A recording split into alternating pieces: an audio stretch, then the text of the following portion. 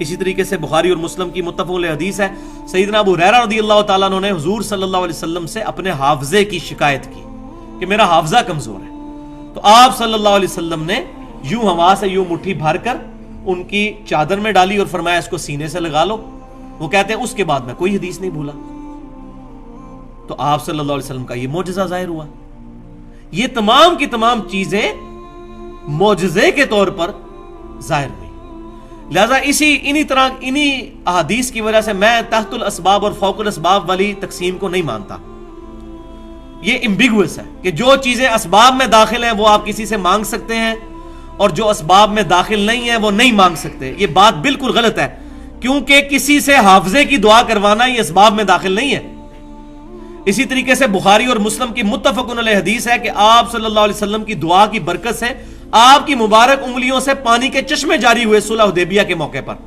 1500 صحابہ نے وضو کیا، جانوروں کو بلایا اور سٹور بھی کر لیا۔ اور جابر بن عبداللہ کہتے ہیں اللہ کی قسم ہم 1,00,000 بھی ہوتے نا تو وہ پانی کفایت کر جاتا۔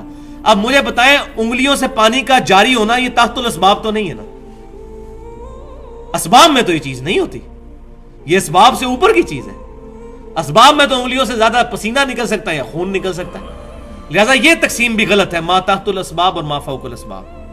مسئلہ ہے غائب میں مدد کے لیے نہیں پکار سکتے، چاہے اسباب میں داخل ہو یا اسباب میں داخل نہ ہو، غائب میں مدد کے لیے نہیں پکار سکتے۔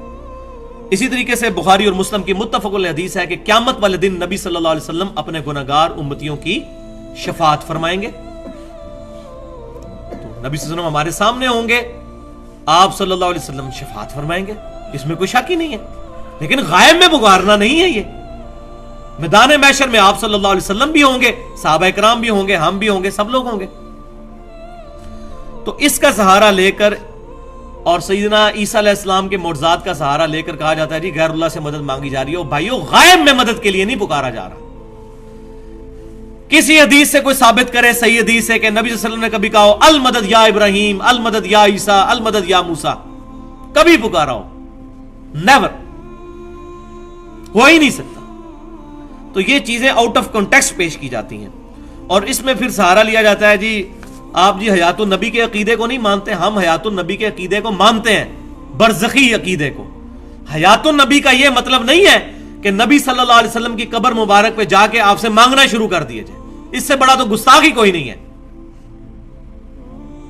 یہ جو میں نے حدیث بتائی صلح حدیبیہ کے موقع پر، اس کے علاوہ بھی کئی مواقع پر آپ صلی اللہ علیہ وسلم کی دعا کی برکت سے آپ صلی اللہ علیہ وسلم نے اپنی مبارک انگلیاں جب پیالے میں رکھی تو پانی کے چشمے